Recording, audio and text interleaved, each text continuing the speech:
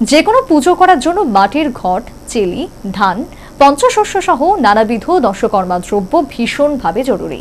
প্রায় সারা বছরই এই ব্যবসার রমরমা থাকে, কিন্তু মা আসার আগে কি অবস্থা এই রাজ্যের ব্যবসায়ীদের জানতে নিউজ ভ্যানগার্ড ঢু মারল দশকর্মার বাজারে।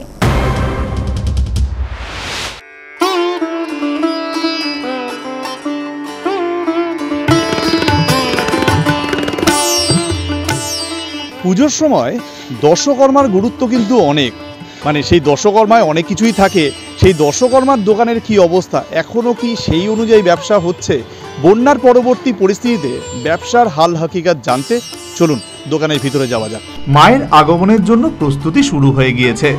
মণ্ডপে মণ্ডপে ব্যস্ততা এখন তুঙ্গে। একদিকে থিম অনুযায়ী মণ্ডপ সজ্জার কাজ চলছে, অন্যদিকে চলছে প্রতিমা তৈরির কাজও। কিন্তু শুধু মণ্ডপ আর প্রতিমাই তো নয়, পুজোর জন্য দশকর্মার জিনিসপত্র তো লাগবে। সেই বাজারে ব্যবসায়ীদের সঙ্গে কথা বলতে গিয়ে নিউজ ভ্যানগার্ড জানতে পারল অন্যান্য বছরের ন্যায় মন্দা পরিস্থিতি এবছরের পুজোয়। এখন অবধি তো খারাপই চলছে। আগের বছর তো এই সময়টাতে প্রচুর বেচাকেনা চলতো, এবার একটু খারাপ চলছে বাজারটা। কেন খারাপ চলছে?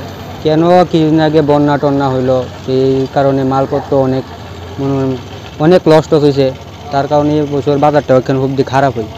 তো বন্যার পর যে এত টাকার ক্ষতি হয়েছে বিভিন্ন জায়গায়, তার জন্য কি মালের দাম বেড়েছে আগের তুলনায়? মালের দাম তো একটু না একটু বাড়বে, কারণ যারা মাল টাল বানায় তারা তো ক্ষতি হয়েছে, তারা তো ক্ষতিপূরণটা করতে হবে। ব্যবসার অবস্থা এখনো সেই অর্থে ভালো না হলেও মহালয়ার পর তা ঠিক হতে পারে আশা করছেন ব্যবসায়ীরা। এবার তো বন্যাটা বেশি হলো, তো সবাই জানে এটা, তো যার জন্য একটু মোটামুটি সবারই বাজেটটা একটু কমিয়ে আছে।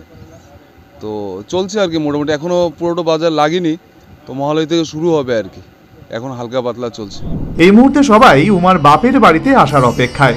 সকলের একটাই প্রার্থনা, পুজো যেন সবার ভালো কাটে, মা যেন সকলের হাসি বজায় রাখেন। ক্যামেরায় মিল্টনের সঙ্গে সুমন্তর রিপোর্ট, নিউজ ভ্যানগার্ড।